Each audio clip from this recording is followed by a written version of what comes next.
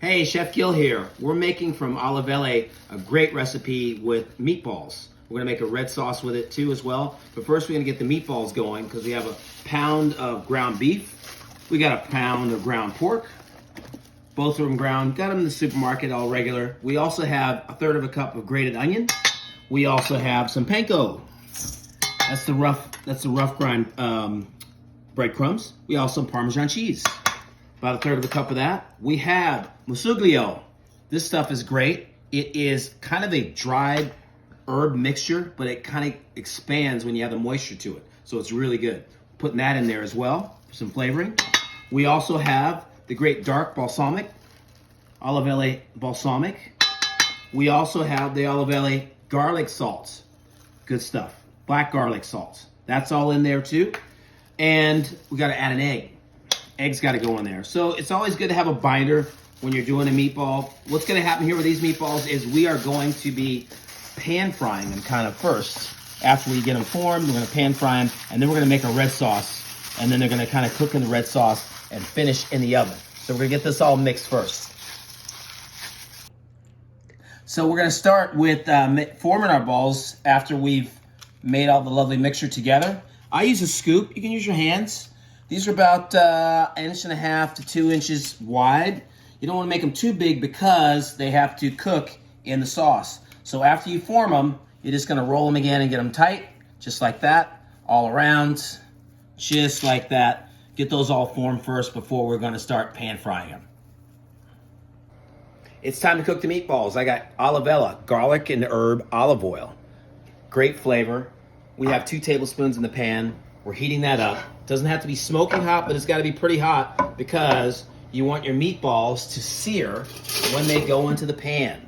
So as soon as you got a little heat going, you're going to start spreading out your meatballs right in a wide enough pan. If your pan's not wide enough, you can do it in 2 batches, but you gotta get them seared on one side. We're gonna roll them around a little bit and get some of that heat going and some searing action. So we got some browning action going on, and if they stick a little bit, you can always take a spatula and do a little shovel and flip them over. But we're gonna do one side and the other side. It's gonna be, you can roll them a little bit as you go along, but it's mostly about one side and then the other side to get your meatballs nice and seared off. And you wanna keep your high heat going as they're searing off. And we're gonna keep doing this in a couple more minutes before we get them browned off, and we're gonna take them out of the pan. All right, so now we got enough color on all sides. That stuck a little bit. We're gonna take them out of the pan, and we're gonna leave that oil in the pan because that's gonna be the base for our sauce. We're gonna add a little bit more garlic herb oil to it, but just take your meatballs out. If they stick a little bit, it's not the end of the world. It's all gonna be nice in the sauce. But you're gonna turn that heat off and remove your meatballs, all right? There you go. So now all our meatballs are out. I scraped it a little bit, little of those bits what we call the fond. I'm leaving that oil in there, and I'm gonna add some more garlic and herb oil. There we go. So that it's not on medium heat right now, and I'm gonna start adding my garlic in. You don't want it brown and burning. You just have a low to medium heat. Everything's gonna go in. Also our vinegar. We got our balsamic vinegar to add it to that, kind of deglaze. Smells so good. Lower the heat down, right? Literally don't let it burn, just let it reduce by 1/4 and you're good. After the garlic, we have our tomato puree in there.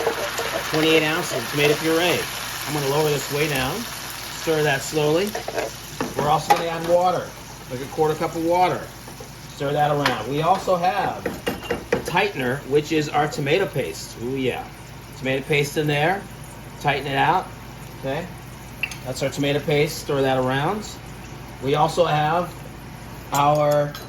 we got everything in there. Also, we have the garlic salts. Garlic salts in there too as well. Stir that around. And this is gonna come to a light simmer.